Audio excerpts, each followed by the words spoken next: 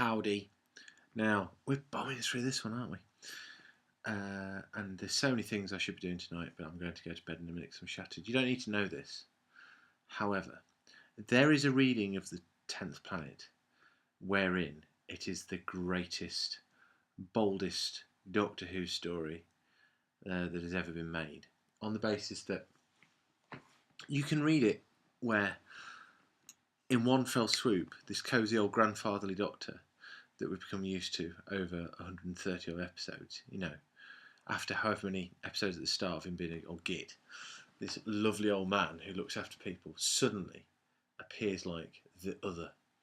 And it's not there, and I'm forcing it, but he knows about this event that's going to take place, which is a fictional historical event. Okay, so an event in the future of the people watching it that won't actually happen, hasn't actually happened, but the Doctor is treating it like it was Rome burning down, or the persecution of the Huguenots, and all that. He's this has happened. He knows it's happened, and it's happening. And that's the first time that's happened in the story. Now, if the programme had teased out some more of that, you can't rewrite history, not one line schnizzle. And if the fact that Hartnell is in the background for much of this story, I presume because he's old, that's the only explanation for it, really. If that was actually woven into the plot a little bit more, lurking in the background, waiting for things to happen, then suddenly, for what will happen in a few episodes' time, it would be the perfect setup. Because all of a sudden, this guy that we've got to know is different, and my boy, how different is this guy? And there's a read in there, and it's going to take some forcing, and I can't quite make it. But nonetheless, there's a hint of that in the 10th planet, and I'm loving the 10th planet.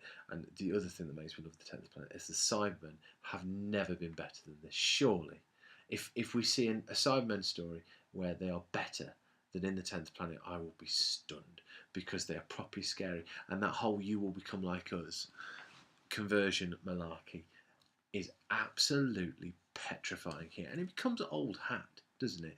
And even when it gets to the 80s and you see conversion process happening in Attack of the Cybermen and things like that, and it's supposed to be dreadful and horrible, and it's not. It's good pantomime in this.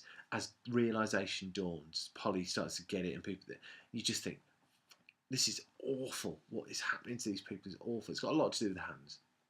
Let's be honest, it's got a lot to do with the hands. The other thing, and this is just a silly point,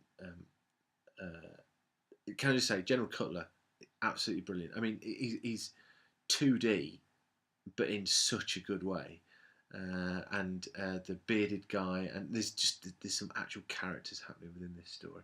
Anyway, what was I going to say? Oh, the sounds that are playing over the end titles are freaking freaky. Those end titles, they're like a parentheses for life, aren't they? You sit down to watch an episode of Doctor Who, and you've got your... These days it's a bit different because you've got your pre-title stuff, but you can go there. Anyway, opening titles, closing titles, and everything that happens within, and that's almost like you transition from real life into Doctor Who, into this moment of joy and happiness that you're going to experience, or whatever you're going to experience. If it's Warriors of the Deep, I don't know. But my point being, for that to be invaded, for that little piece of normality to be taken away from you, normality, but that routine. Oh, this story is good. I mean, honestly, this story is so much better than I anticipated. Oh, I know what happens next episode. Oh, can it keep it up? Can it keep it up? Blimey, I hope it keeps it up. Crack on. Bye.